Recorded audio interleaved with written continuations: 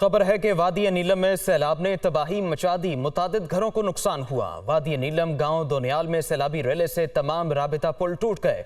मूसलाधार बारिश का सिलसिला जारी है। इलाका मकीन बेयारो मददगार हो गए। बारिशों का सिलसिला जारी है जिसके बायस सैलाब आना शुरू हो चुका। वादी नीलम में सैलाब ने तबाही मचा दी। मुतादिद घरों को नुकसान हो रहा है। गांव दोनियाल में सैलाबी रेले से तमाम राबिता पुल टूट गए, जबकि मूसलाधार बारिशों का भी सिलसिला जारी है। इलाका मकीन बेयारो मददगार हो गए हैं और रेस्क्यू कार्रवाइयों का मुतालबा कर रहे हैं, लेकिन बारिशों के तवातुर से होने की वजह से रेस्क्यू की भी सरगर्मियों में तातुल आ रहा है। इस्लामाबाद और रावलपिंडी में मूसलाधार बारिश का सिलसिला जारी है। महकमे मौसमियात ने मजीद 2 रोज बारिश का सिलसिला जारी रहने की पेशगोई कर दी। तफसीलात जानेंगे फौजिया अली से।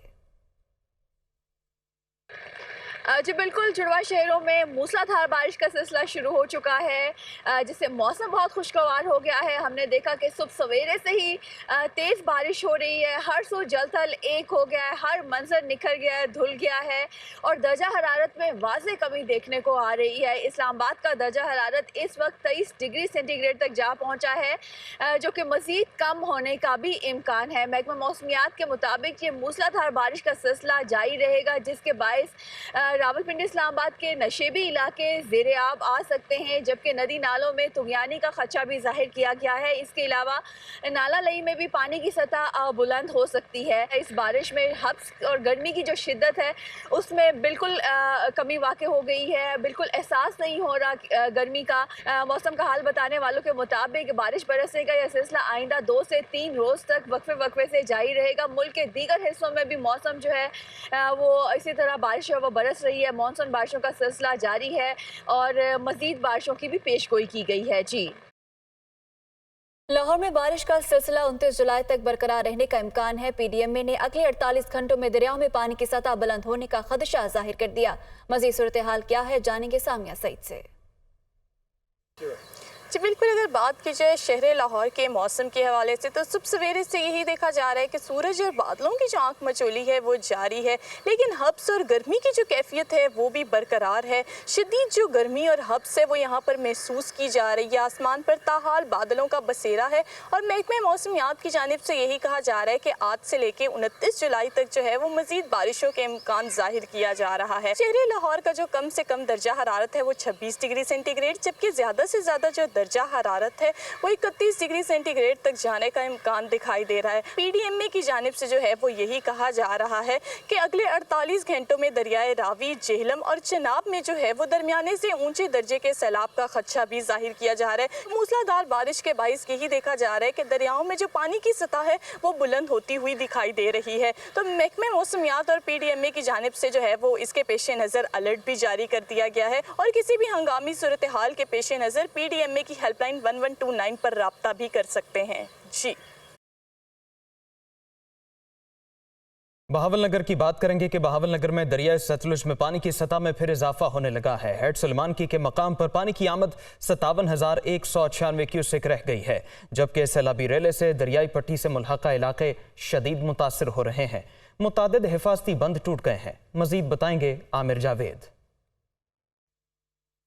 जी बिल्कुल, दरिया सतलुज में पानी की सतह में फिर से इजाफा होना शुरू हो गया। बड़े सैलाबी रेलों की वजह से बहावलनगर की 3 तहसीलें बुरी तरह मुतासर हुई हैं, जिसमें बहावलनगर, मिंचनाबाद और चिश्ती शामिल है। बड़े सैलाबी रेलों की वजह से दरियाई बेल्ट में कीमती फसलें ज़ेर आब आ चुकी हैं। मुतअद्दिद मकान भी डूब गए हैं। बड़े सैलाबी रेलों की वजह से दरियाई बेल्ट में कटाव का अमल भी जारी है और मुतअद्दिद बंद भी टूट गए हैं, जिसमें राजे का, आकू का और बहादुर का की बस्तियाँ ज़ेर आब आ चुकी हैं। लोग अपनी मदद आप के तहत महफूज मकामात पर मुंतकिल हो रहे हैं। अगर बात की जाए इंतज़ामिया की जानिब से 18 फ्लड रिलीफ कैंप किए गए हैं और रेस्क्यू के 7 फ्लड रिलीफ कैंप किए गए हैं, जो लोगों को महफूज मकामात पर मुंतकिल कर रहे हैं। जी, सियासी मंजरनामे से खबर है। वज़ीर-ए-आज़म शहबाज शरीफ कहते हैं कि चोर डाकू के बयानिए ने मुल्क की सियासत को तबाह किया है। IMF मुआहिदा ना होता तो ऐसा बहरान जन्म लेता जिसका हल किसी के पास ना होता। मजीद कहा, काश 190 मिलियन पाउंड फ्रॉड के जरिए सुप्रीम कोर्ट के अकाउंट में ना जाते। वो लाहौर में तकरीब से खिताब कर रहे थे। इल्ज़ाम तराशियां, बेबुनियाद इल्ज़ामात और चोर डाकू के बयानी ने पाकिस्तानी कौम को तकसीम कर दिया है और इस कौम के रग में जहर घोल दिया है। किस तरह IMF के साथ हमने मिन्नतें करके ये प्रोग्राम किया है। लोग कहते थे कि बाज लोग कहते थे जनाब पाकिस्तान IMF का प्रोग्राम ना भी हुआ तो पाकिस्तान डिफॉल्ट नहीं करेगा। खुदा करता कि ऐसा ना होता, लेकिन डिफॉल्ट अगर ना भी करता तो IMF के प्रोग्राम के बगैर वो हमारी एक मजबूरी बन गया था। काश वो हीरे जवाहरात जो हमारे दोस्त ममालिक ने दिए वो पैसे बेचकर जेब में डालने के बजाय इनके कदमों में निछावर करते, तो मैं सलाम करता हूं। काश वो 50 अरब रुपया 190 मिलियन पाउंड वो फ्रॉड के जरिए सुप्रीम कोर्ट के अकाउंट में जमाना होता और वो पाकिस्तान के खजाने में आता और उससे पूरे मुल्क में दानिश स्कूल बनाए जाते, तो मैं उस हुकूमत को सलाम करता कि उन्होंने इस कौम के लिए बहुत बड़ा काम किया है। वज़ीर-ए-आज़म शहबाज शरीफ की निगरान वज़ीर आला पंजाब की तारीफ मोहसिन नकवी स्पीड करार दे दिया। कहा कि निगरान वज़ीर आला पंजाब ने मुझे भी कई मील पीछे छोड़ दिया है और मोहसिन नकवी स्पीड से काम किया है।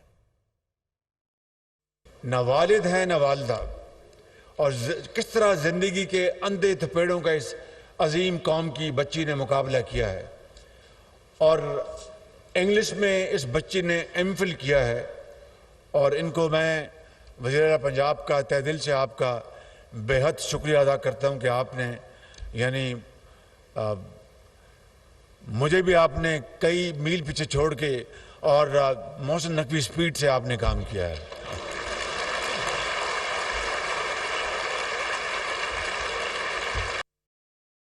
इलेक्शन कमीशन का खैबर पख्तूनख्वा के निगरान वजीर शाहिद खटक के जलसे में शिरकत और खिताब का नोटिस। आपको बताएं कि इलेक्शन कमीशन का शाहिद खटक को हटाने का हुक्म सूबाई वजीर शाहिद खटक ने जलसे में शिरकत की और खिताब किया था।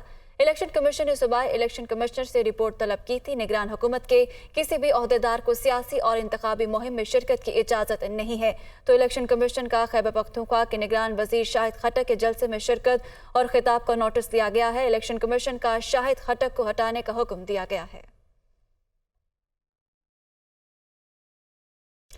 Welcome back. बात करें महंगाई की तो मुल्तान में आटा, चीनी और घी समेत 40 अशिया खुरनोश की कीमतों में इजाफा कर दिया गया, जिससे शहरियों को खरीदारी में मुश्किलात का सामना है। तफसीलात बताएंगे हमारी नुमाइंदा ज़ैनब गिरतेसी।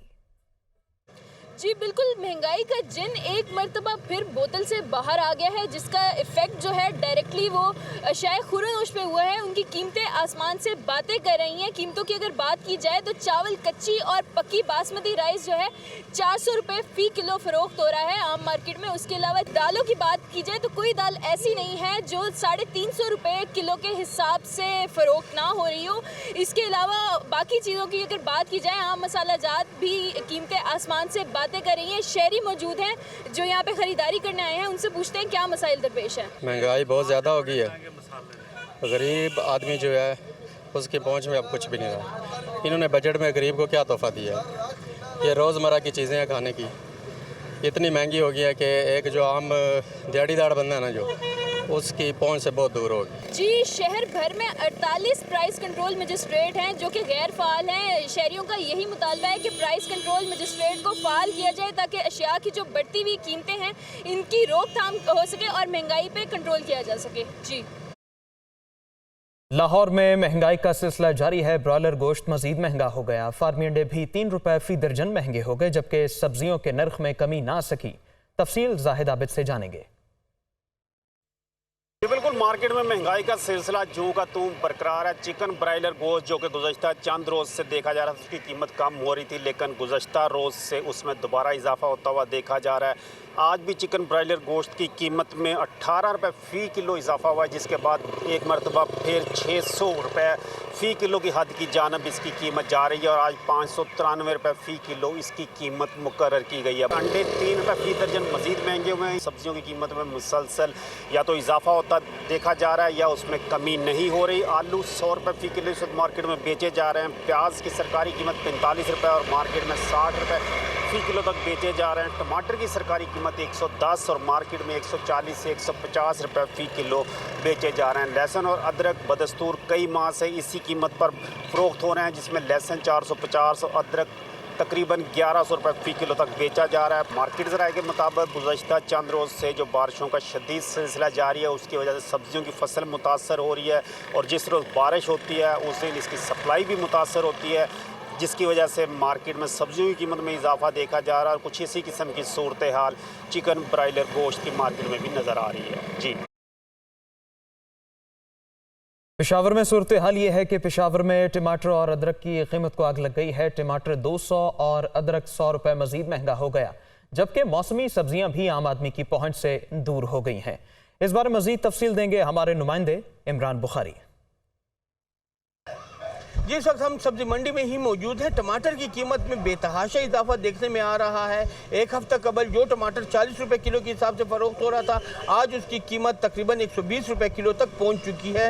जबकि अगर अदरक की बात की जाए तो अदरक इस वक्त 1200 रुपए किलो के हिसाब से फ़रोख्त हो रहा था। गुज़िश्ता हफ्ते अदरक की कीमत तकरीबन 600 रुपए किलो थी। 100% इजाफा हो चुका है अदरक की कीमत में, जबकि टमाटर की कीमत में तकरीबन 200% इजाफा देखने में आया है। प्याज की अगर बात की जाए तो 50 रुपए किलो के हिसाब 40 रुपए किलो के हिसाब से फ़रोख्त हो रहा था। इस वक्त 70 रुपए किलो प्याज फ़रोख्त के लिए दस्तयाब है। जबकि मटर जो मार्केट से तकरीबन नापेद है, इस वक्त 200 रुपए किलो के हिसाब से मार्केट में मौजूद है। टमाटर की कीमत में हालिया इजाफे की एक वजह पेशावर के टमाटर का गर्मी की वजह से, मौसम की शिद्दत की वजह से ख़राब होना बताया जा रहा है। और इस वक्त मार्केट में मौजूद दुकानदारों के मुताबिक जो टमाटर आ रहा है वो अफगानिस्तान से आ रहा है, जिसकी वजह से इसकी कीमत बढ़ चुकी है और मज़ीद बढ़ने का भी इम्कान जाहिर किया जा रहा है। जी, आगे बढ़े और आपको बताएं कि चेयरमैन नेपरा तौसीफ एच फारूकी अपनी 3 साला मुद्दत खत्म होने से चंद रोज कबल बिजली सार्फिन के साथ नाइंसाफियों पर बोल पड़े। अपने नोट में पावर सेक्टर की अहलियत पर भी सवालात उठा दिए। मजीद तफसीलात इस रिपोर्ट में। पावर सेक्टर में पेशेवराना सलाहियतों का फुकदान और चल चलाओ पॉलिसी, अफसरान अपनी नालायकियों का बोझ सारिफीन पर डालने लगे। रिटायरमेंट करीब आई तो चेयरमैन नेपरा फट पड़े। फ्यूल कास्ट एडजस्टमेंट के फैसले के साथ इजाफी नोट में चेयरमैन नेपरा तौसीफ एच फारूकी लिखते हैं, पावर सेक्टर के जिम्मेदारान के तौर तरीके गैर जिम्मेदाराना है। कोई भी शोबा बेहतर अंदाज से नहीं चलाया जा रहा। Power plants economic merit order के जरिए नहीं चलाए जा सकते। सस्ते पावर प्लांट्स कम सलाहियत पर चलाए जा रहे हैं और पावर सेक्टर की नाअहली के बायस होने वाले नुकसानात का बोझ सारिफीन पर मुंतकिल नहीं कर सकते। इसी वजह से एनपीसीसी के 36 अरब रुपए रोके रखे हैं।